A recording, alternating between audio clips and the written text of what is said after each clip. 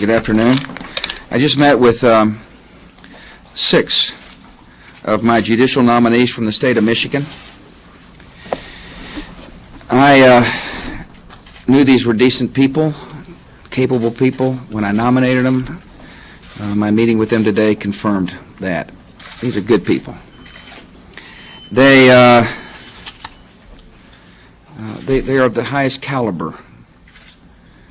They've been rated well by the ABA, qualified or well qualified. In other words, the experts have taken a look at them and said these are qualified people to do the job.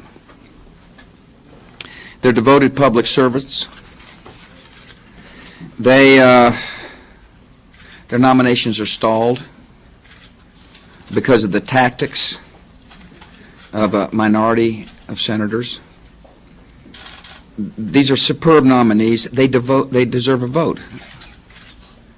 They deserve to have their day on the Senate floor. 4 of the nominees are waiting to join the 6th Circuit Court of Appeals. David McCaig was confirmed unanimously by the Senate 12 years ago to serve as a federal judge for the Western District of Michigan. Susan Nielsen is an outstanding judge with more than a decade of experience on the bench. Henry Sod is a state appeals court judge. Richard Griffin has had 16 years of experience as a state judge. These experienced and dedicated individuals are needed, vitally needed, on the 6th Circuit Court of Appeals. I'll tell you why. Congress has authorized 16 judges for this court, yet 4 seats are vacant.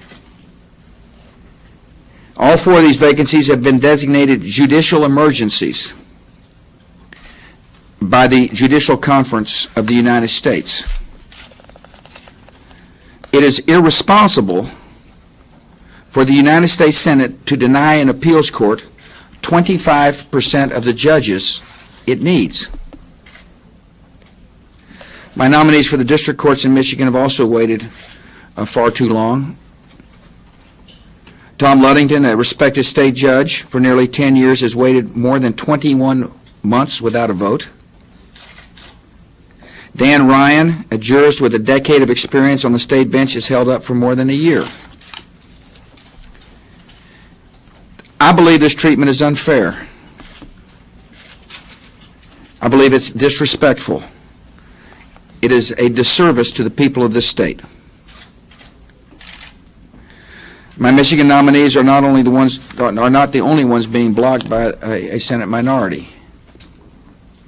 Since I took office, more appeals court nominees have been forced to wait over a year just for a hearing than in the past 50 years combined. 6 of my appeal court nominees have earned enough support to be confirmed by a vote on the floor of the Senate, yet have been filibustered. It's an unprecedented step against appeals court nominees. I believe this is unfair treatment. I believe that some senators are doing this because they don't appreciate the fact that I'm named judges who will faithfully interpret the law, not legislate from the bench. They apparently want activist judges who will rewrite the law from the bench. I believe if laws need to be written, they need to be written by the legislature, by the legislative body. Some members are undermining the quality of justice in America by playing politics with these nominees. You see, vacancies on the bench leave sitting judges overworked. It caused needless delays in the provision of justice. And now, I am pleased that the Senate recently voted on 25 of my judicial nominees, and that was a welcome step. Yet it's not enough. These 6 from Michigan have waited far too long. The Senate must hear that there is an emergency. The time for giving these men and women a fair hearing is now. They deserve an up or down vote. I proposed a way to fix this system and that is for judges to provide a one-year advance notice on retirement or departure.